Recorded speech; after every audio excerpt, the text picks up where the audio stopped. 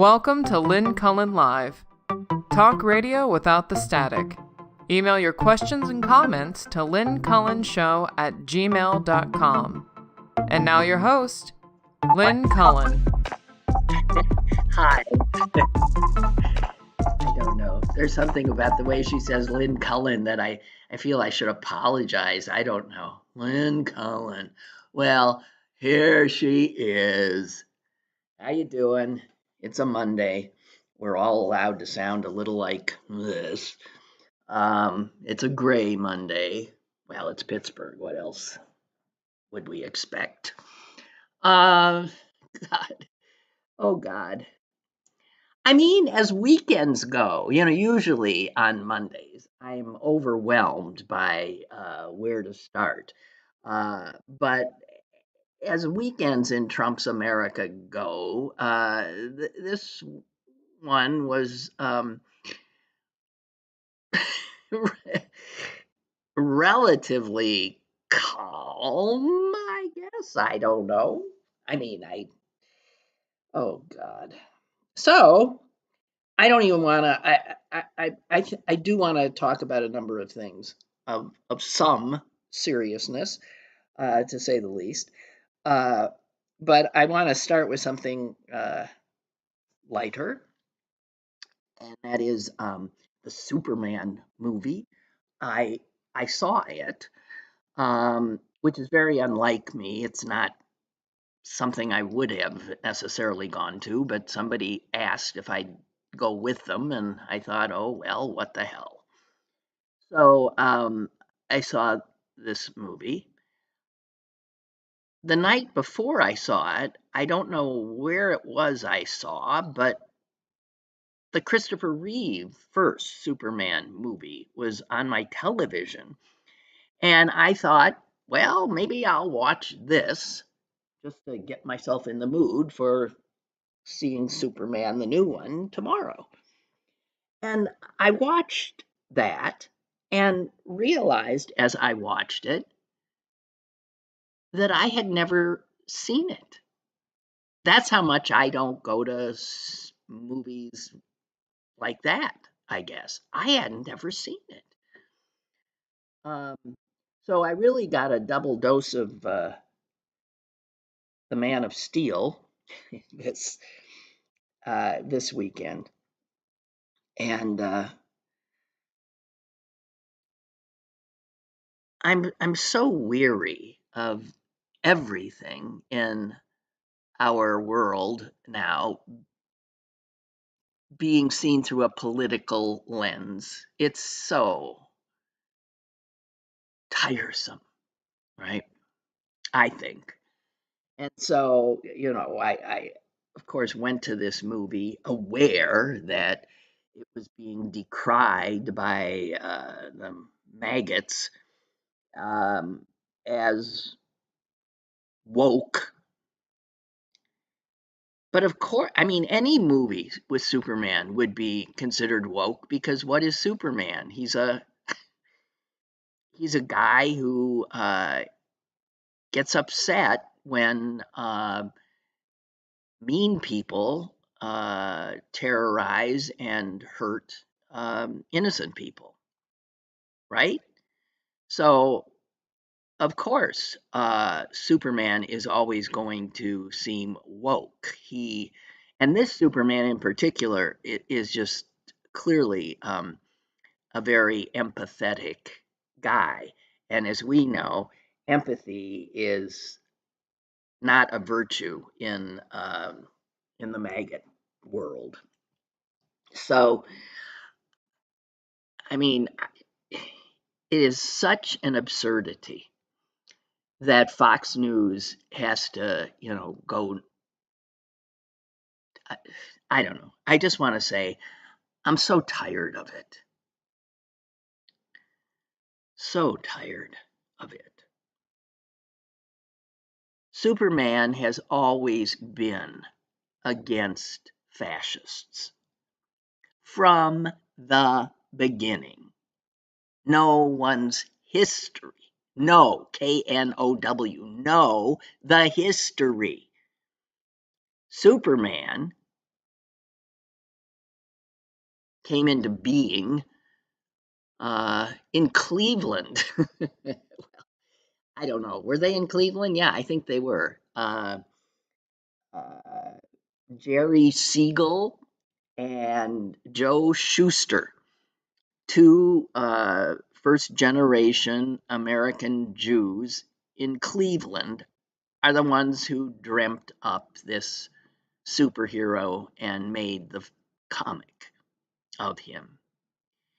So Jews like to claim Superman as Jewish. And by the way, this actor who plays Superman in the new Superman is the first Jewish Superman.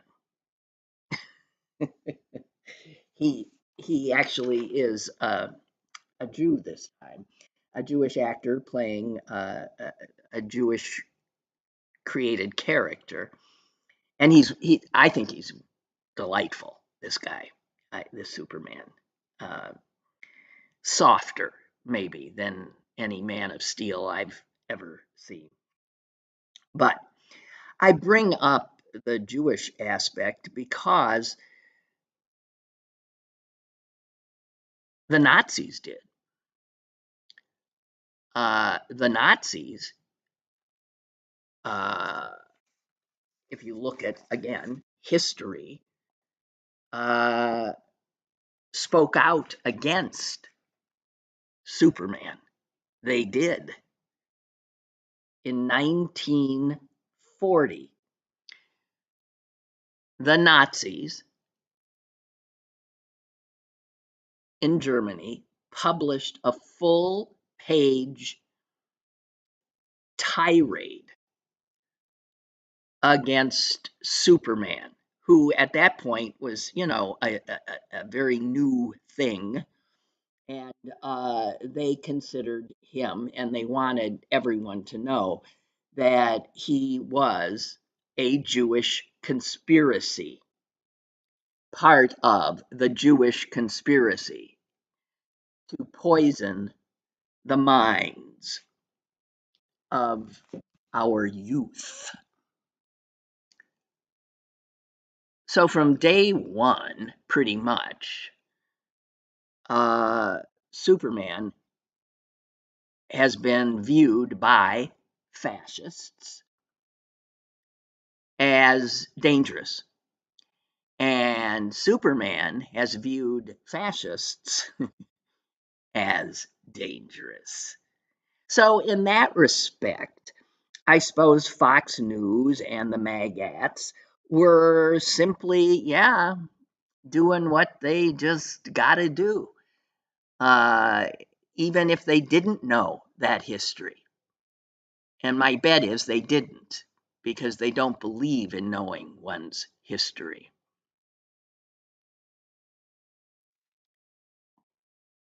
They think that teaching history is, in fact, poisoning the minds of our youth, right?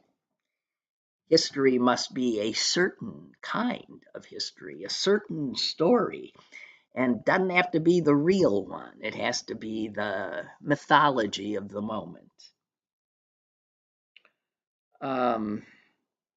But anyway, I just want to say that there it is, Superman.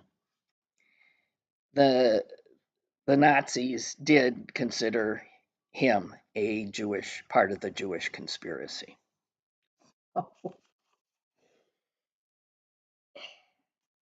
Did I hear, speaking of like cartoony figures, that Elmo went nuts on the site formerly known as Twitter this weekend? Full on Nazi rants from Elmo, I believe. I think I saw that, but then sometimes it, it's to be recommended to not be in the know. That's what I'm thinking. Oh, Laura's telling me I must have watched Superman on TCM. Well, the odds are, since I do often watch TCM, that is where saw them. And Barbara has given me this quote, which was from Elon Musk: "The fundamental weakness of Western civilization is empathy."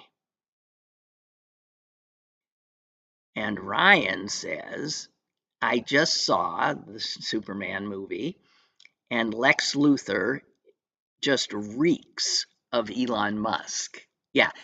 Well, clearly, I mean, so what would Lex Luthor be in a Superman movie made today? He'd be, yeah, Elon Musk. He'd be this mad, uh, scientifically inclined uh, hater and emotionally underdeveloped person who is envious of Superman, and yeah, and he'd be a tech bro, and so that is the Lex Luthor in the new movie, and only makes sense.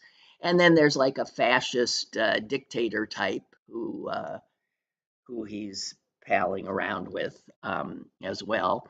I mean, you can absolutely see how uh, Fox and its fellow fascists would look at that movie and feel targeted.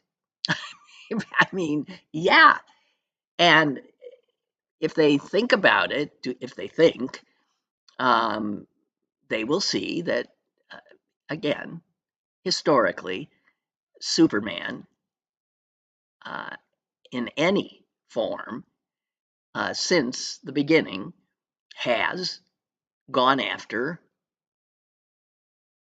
their kinds of people.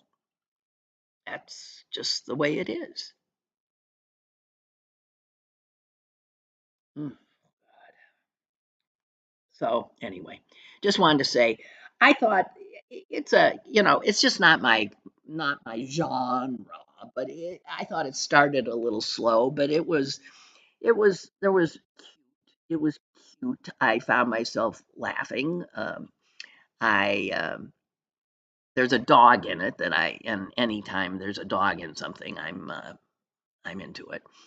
And it's sort of silly and sweet and violent, and it's got everything you could want. But if you're into that kind of thing, whatever.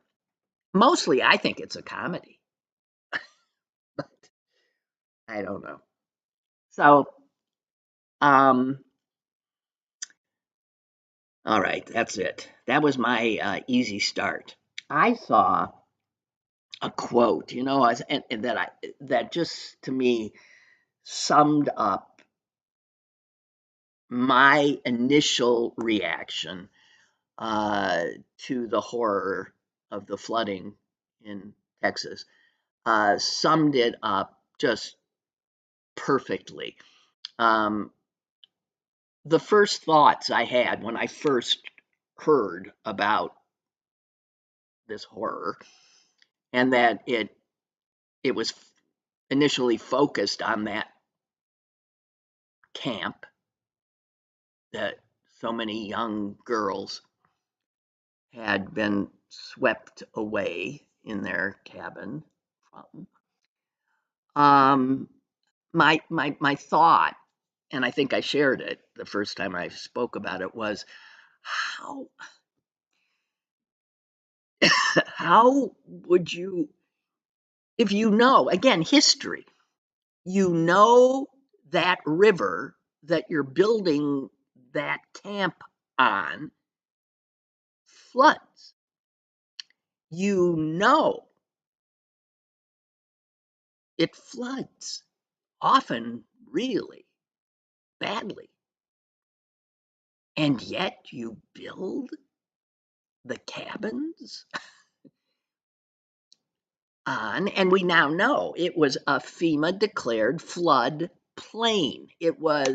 This is where you, I mean, if there's anything like a zoning law, it would say you can't build in a flood plain. Or if you do, no insurer would insure you. And you certainly would not allow uh, a business that caters to children to be built on a known flood plain. And and that's the thing that from the beginning I've been struggling to comprehend.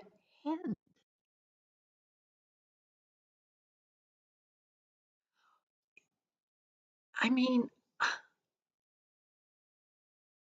I understand that like we don't like to think of bad things happening and I but how do you not when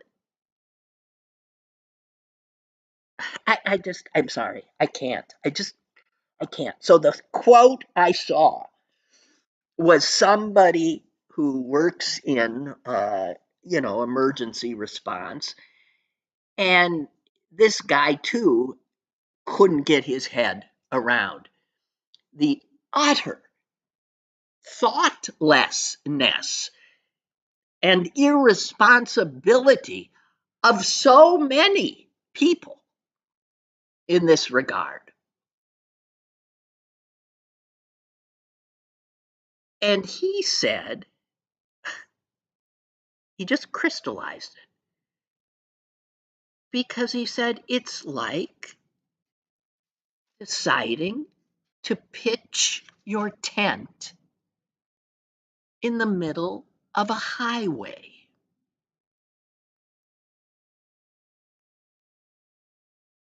Exactly. I mean, no one would do that because eventually a car's going to come around and come along and kill you. It's like pitching your tent in the middle of a highway. It is exactly that. Let's build a summer camp and let's have the cabin sitting in the middle of a floodplain on a particularly flood prone river. Great idea. It's beyond my comprehension. Never you just can't. So there you go. Okay.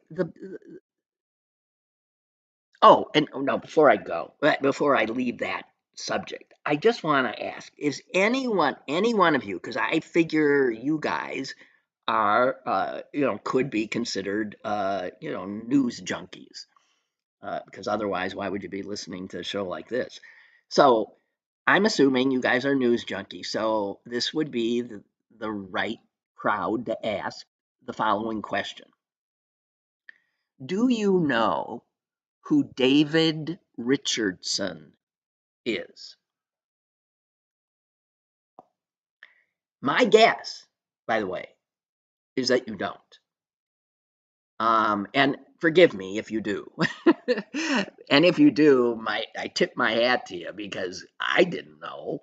I thought I've never heard of that name. And it's odd that we haven't heard that name because given the Texas flooding and all of the media attention, one would think his name, David Richardson, would be all over the news. Because David Richardson is the acting director of FEMA. Wouldn't you think? But the reality is, David Richardson, the acting director of FEMA under Donald Trump, has made no public appearances. He has made no public statements. Hasn't even posted anything on social media, which is how this administration does its business.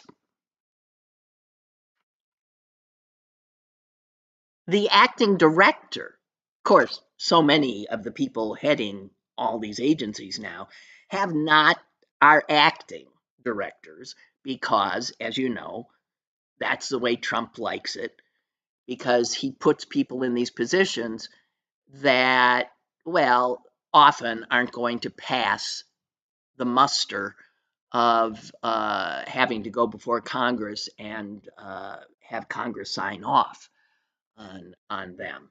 And what's amazing about that is it's a Congress controlled by Trump's party. But he just doesn't go in for that formal thing that, is constitutionally directed. So, David, the acting director, has been nowhere to be heard or seen since the disaster. He is not known to have stepped foot into that floodplain since or before. Now, let me explain. I mean, he's only been in the position since May, and you might recall that the guy who was in charge of FEMA got yanked by the Trump administration because I believe he did something so unbelievable.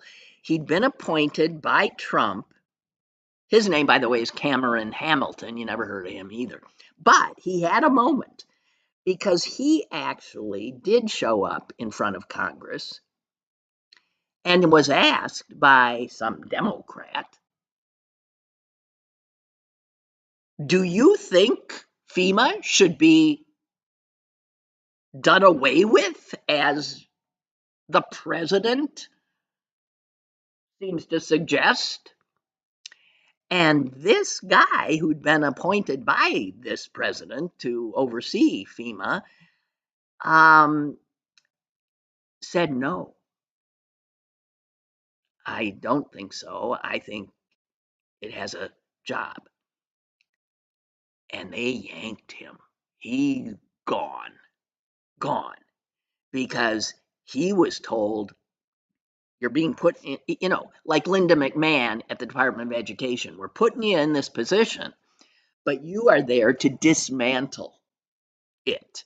Linda McMahon's been doing her job, but this guy did not. And so they yanked him and appointed in his stead this acting director, David Richardson, who has not been seen since, I guess. Although I do have this to share with you about him. The day after David Richardson took over as acting director of FEMA, by the way, has zero experience in this area, emergency management, none, zero. He's got as much experience in it as I do. And he did address the staff, the beleaguered, dwindling staff. And he said, in part, I'm just going to give you a little bit of what he said. This is a quote. Don't get in my way, because I will run right over you. I will achieve the president's intent. I, and I alone, speak for FEMA. Dear God. Okay, now it is time for a chorus of You Can't Make This Up.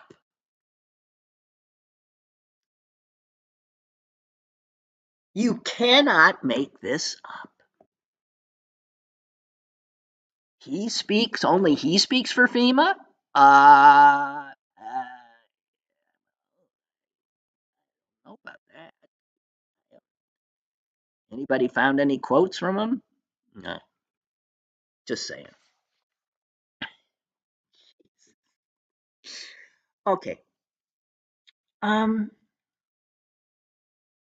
you know, I have on more than one occasion, I think, called it a clown show. I mean, I don't know what else you. But I mean, it's beyond belief. The incompetence. Uh, so many of the people now in charge of so many departments have absolutely zero. I mean, look at the FBI. Dan Bongino and Cash Patel. I mean, yeah, I rest my case. So it just totally. Uh, well, they have the only qualification that we know Trump cares about. That is utter loyalty to do whatever Trump asks him to do. So, I saw this cry in the wilderness. I feel for the guy. Um, and I don't know where I saw it, but he's a clown. I mean, a real clown. Uh, a guy who maybe, I don't know if he wears a red bulb on his nose. He's a clown. And he wrote a piece somewhere begging us to stop calling Trump and his horde of incompetence a clowns. Because I totally understand that. If you are a clown, it's really hard to see. I mean, and if you take clowning seriously, which this guy does, he's really.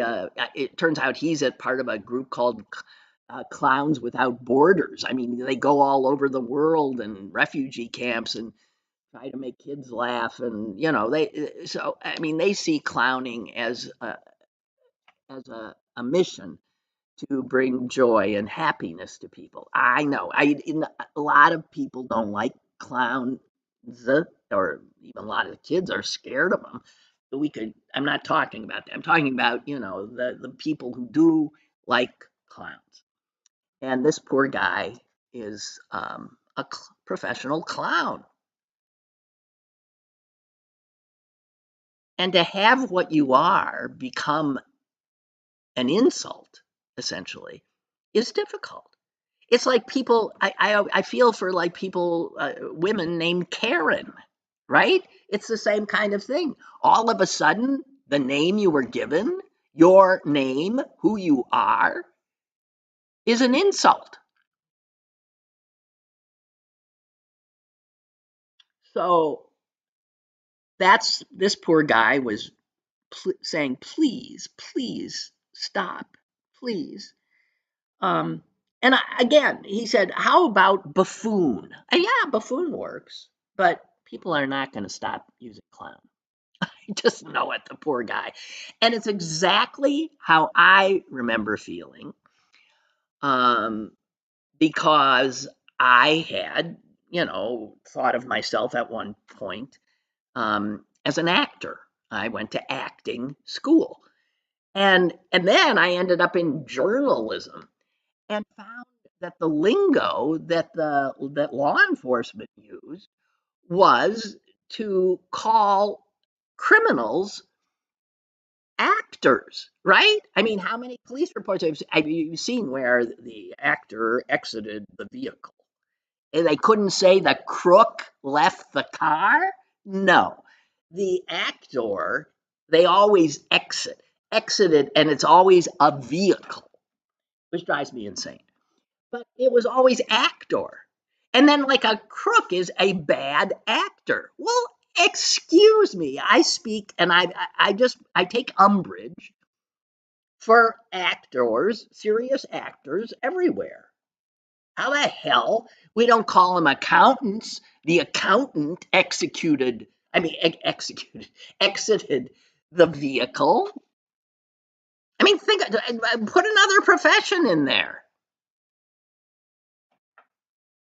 The clown, the Karen.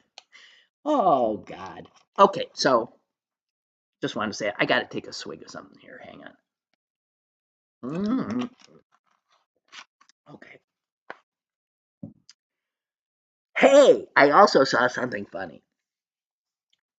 the Pope. So Pope Leo, right? We don't have to put the number every time you say it, do you? No, you just call him Pope Leo. Pope Leo, the first American Pope.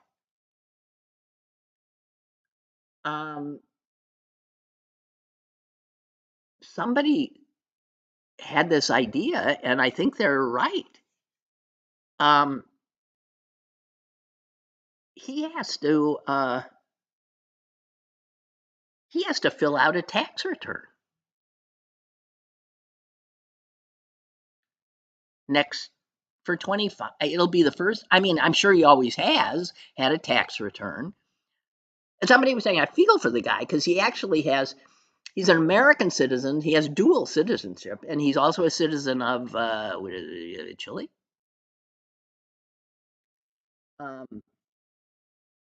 So, I mean, I'm sure, filed tax returns over the years.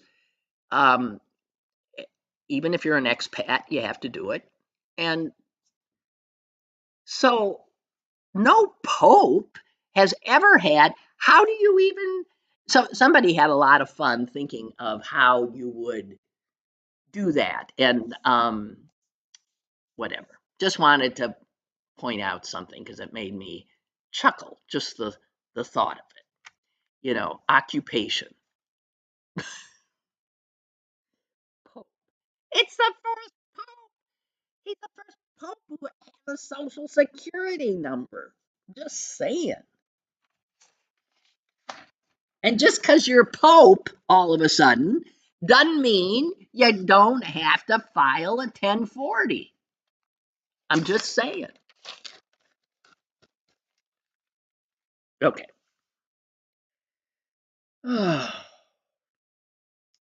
Well, guys, I've done it now. I've I've talked about all the things that could vaguely be considered not heavy. I mean, they have been heavy subjects, but in a lighter vein. And I got to get to this one heavy thing. Just got to. Because of all the stuff that's going on in this appalling Trumpian America, the biggest in my mind is ICE.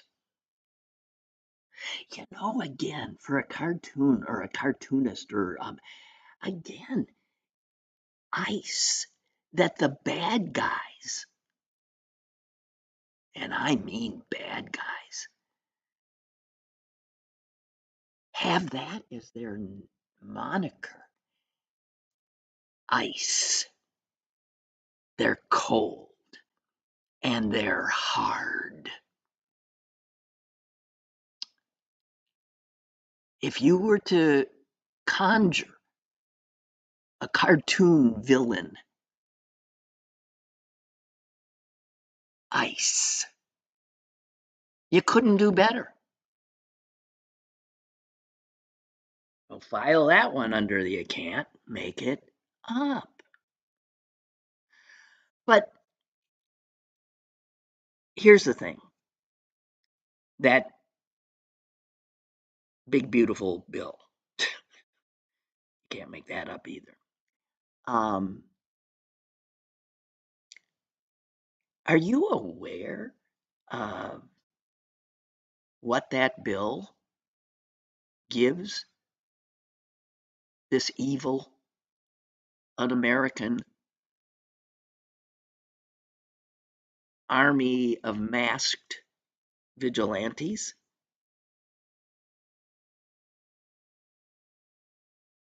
That bill gives ICE $75 billion. That makes ICE have a budget larger than the FBI, the DEA, you take all the other big law enforcement budgets and put them together. They don't add up to what ICE has been given. ICE's budget is bigger than the defense budgets of countries, nations.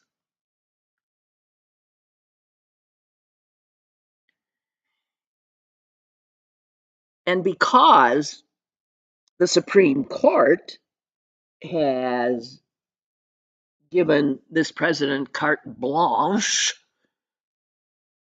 immunity for anything he chooses to do, make no mistake, there is no doubt that when you look at ICE and those agents, you are looking at what is and will be Trump's private army. And he, of course, can add elements of the armed forces when needed, as he already has, in an assistance of a supporting role for his private army of thugs. Let me quote a conservative for you and an immigrant, Andrew Sullivan. He is a conservative. He became an American citizen, so he's an immigrant, and as I have said on more than one occasion, I think that it's conservatives who are writing some of the best stuff about the horror of this moment in our country's history. So let me just find it here. Well, first of all, he goes, it's a long thing, but he talks about the fact, again, history. No, our history. He reminds us of, we know the escalator, we're being invaded. It all started with this creating this enemy, these hordes of subhumans coming across our border. And he quotes Trump. This is from 2 years ago. Illegal immigration is poisoning the blood of our nation. Right out of Hitler's game book. Trump. They're coming from prisons, from mental institutions, from all over the world. Okay. Let me give you a quote of a guy named Hiram Wesley Evans. And he said this 100 years ago. He also was an American. And he said this: there is a conspiracy of alien races and religions to overwhelm and destroy America by hordes of invaders. We must get rid of the undesirable aliens, of the foreign criminals. They are a social cancer. Okay. Now, if I were to have read you that and then read you Trump and said, who said these things? I mean, it's all one of the same, but they're 100 years apart. But just so you know, Hiram Wesley Evans was the Grand Wizard of the Ku Klux Klan.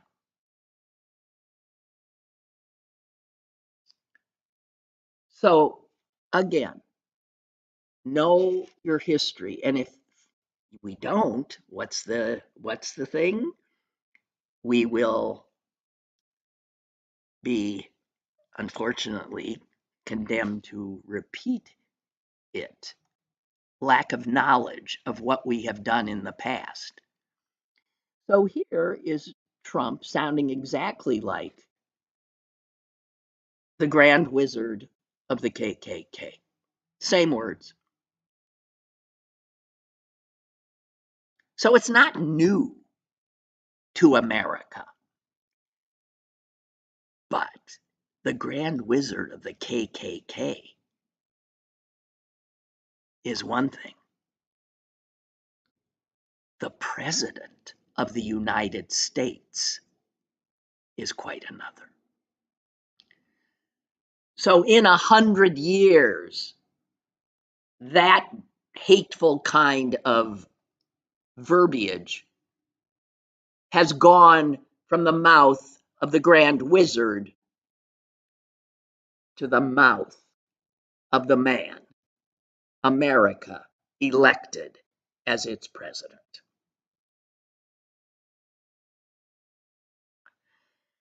Okay, so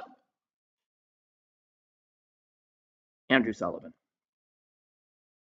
ICE will now have more resources than all but 15 countries' military budgets. Wow. Wow. ICE, just by itself. A bigger budget than all but 15 nations in the world.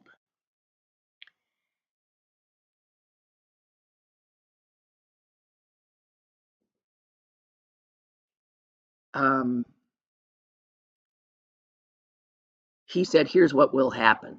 They're going to now ramp up because they will start hiring. There's going to be a hiring frenzy because they got the money now to double, triple in size, quadruple.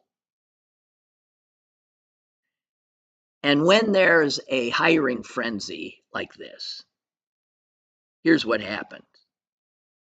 Standards fall. Training is cut short. Field training ends up, being run by increasingly inexperienced people, supervised by inexperienced people. And he said what we're going to see is a tidal wave of people wanting to get in to ICE. And who would that tidal wave be made up of? Anybody you know? No, the people wanting to be part of this are going to be people who love the idea that they will be able to engage in the kind of activities we now know that ICE does, grabbing people out of their workplaces, roughing them up, terrifying people, terrorizing people, putting them in cages, taking away their lives, their identities. And that most of these people ain't white people is part of the fun.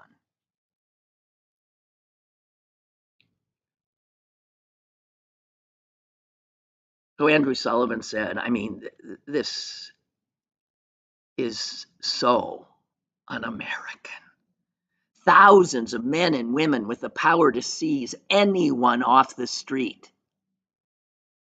And they'll have no faces, no badges, no identification, often no uniform. And we are told that the reason for this is that the families of these brave ICE officers are being protected from being potentially harassed or threatened. Oh my. So these thugs, right, get to harass and threaten and yet protect their families from being harassed and threatened by whom? Us? We aren't the type who do that. They are. Those people need no protection. And Sullivan said, make clear, once ICE, this super-powered ICE, it's happening now as I speak, people will be fearful of being swept up. It will increasingly be, right now, we know that most of us aren't,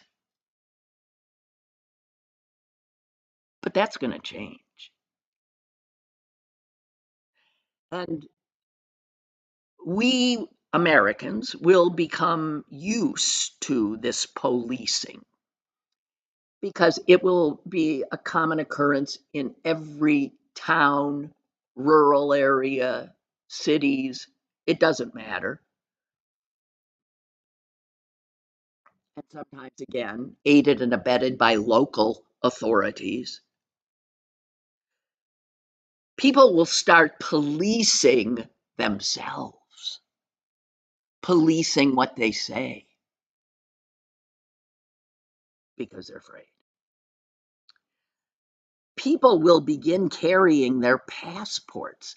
I remember as a kid, and I'd be watching a movie that was set in Europe or anywhere, and there'd be that thing, show me your papers. And I remember thinking, God, can you imagine living in a country in which you have to carry on you identification so you won't be taken? And now here we are. And Andrew Sullivan predicts we will start carrying passports to avoid being thrown into jail by mistake. And the minute that is happening, that is not a free country. It is not America as we've known America. And on this scale, it has never been done before. Now, he thinks it is that is going to turn more and more Americans against Trump and the MAGATs.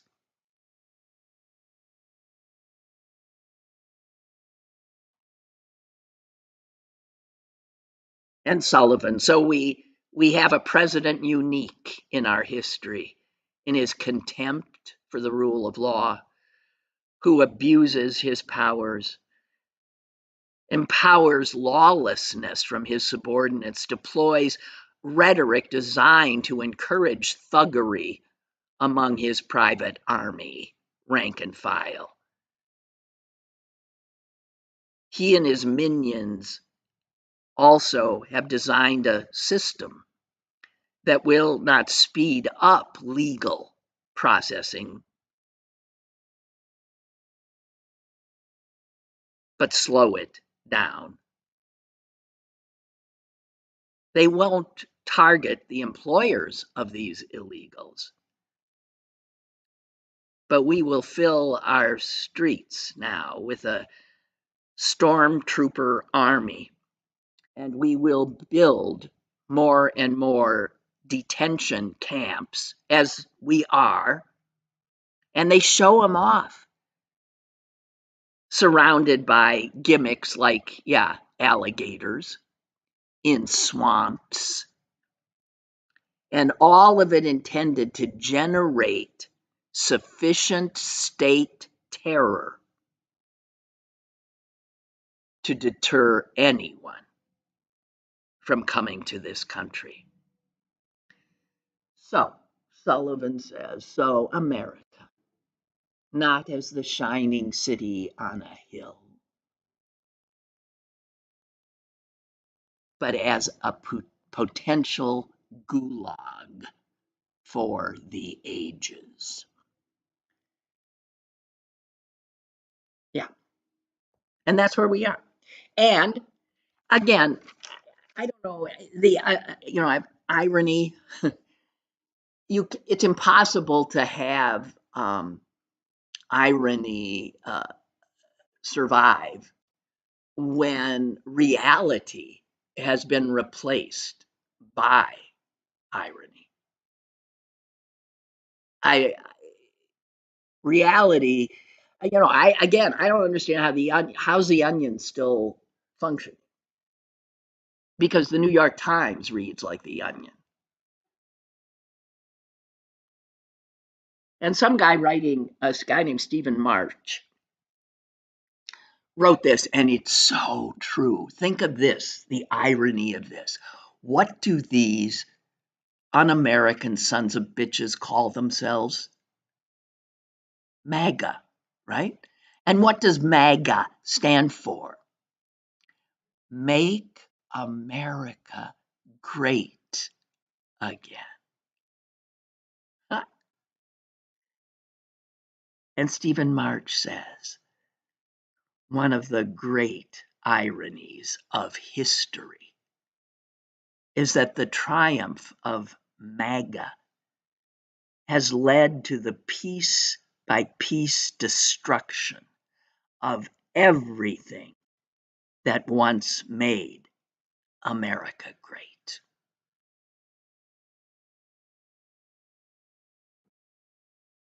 There it is. The irony of all ironies in this crazed, ironic era. And he goes on to list, he says, America, everything that had made us great, they are in the process of destroying or have already destroyed. Our power that was derived from a reliable trade network with logistical chains that were the wonders of the world, combined with a huge alliance network, our alliances with other nations, that's been destroyed. And the greatest scientific and technological institutes in the world, it is systematically destroying all of those strengths far more thoroughly than any enemy of this country ever could. So the lesson that Americans once taught the British back in the 18th century, and that lesson the Americans taught the British was, hey, you big guys, you guys who think you run the world, we got news for you. There are no necessary nations. There is no permanent global order. And that is the lesson that the upstart American colonies taught the huge power of Great Britain.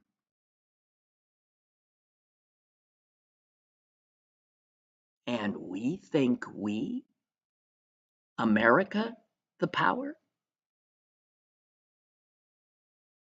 will not suffer the same fate. And what's fascinating is that we're suffering it now by our own hand, by a crowd of lunatics who think they're making America great again.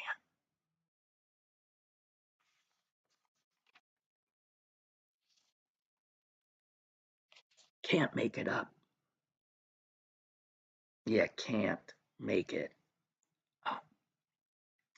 So there was, and I don't know how this judge, some federal judge who still thinks she's got some power, despite what the Supreme Court says, did, let me see, where do I have that?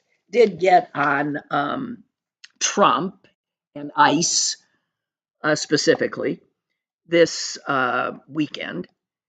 And let me find her.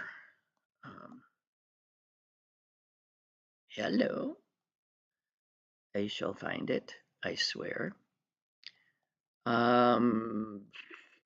Here. This is a judge in the Central District of California, U.S. federal judge. And she was talking specifically about ICE actions in Los Angeles. And so she told ICE, not that they'll listen, but she told ICE, hey, stop it. You stop this indiscriminate targeting of the community.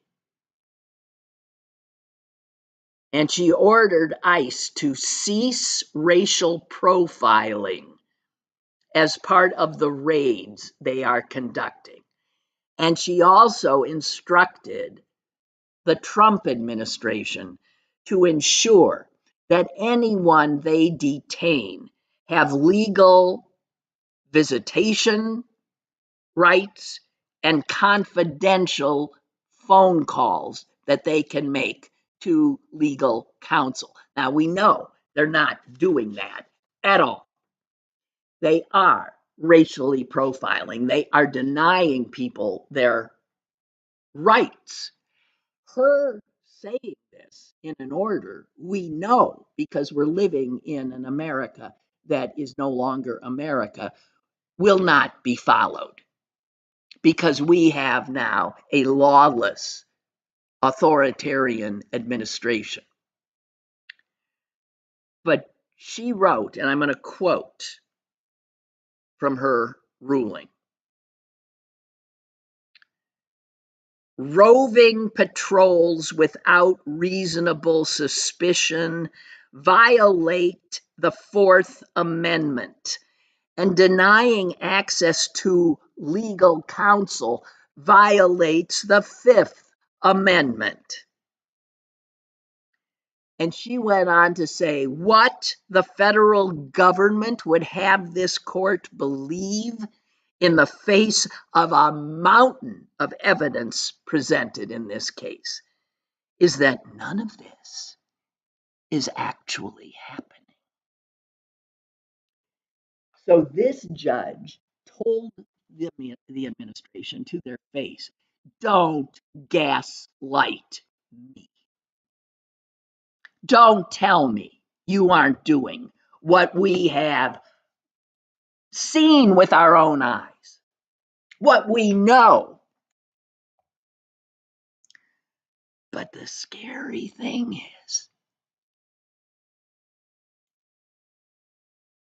they aren't going to obey that order. We are living in a lawless nation.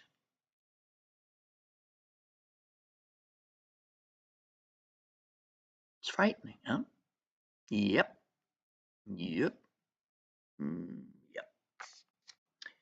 But just think, at least you won't be Pope Leo trying to figure out how the hell to fill out your tax return. I mean, don't even know where to start. You think you got troubles.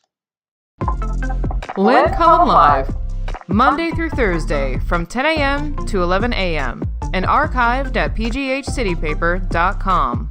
The opinions expressed on Lynn Cullen Live are those of the host and do not necessarily reflect the viewpoints of Pittsburgh City Paper or its advertisers.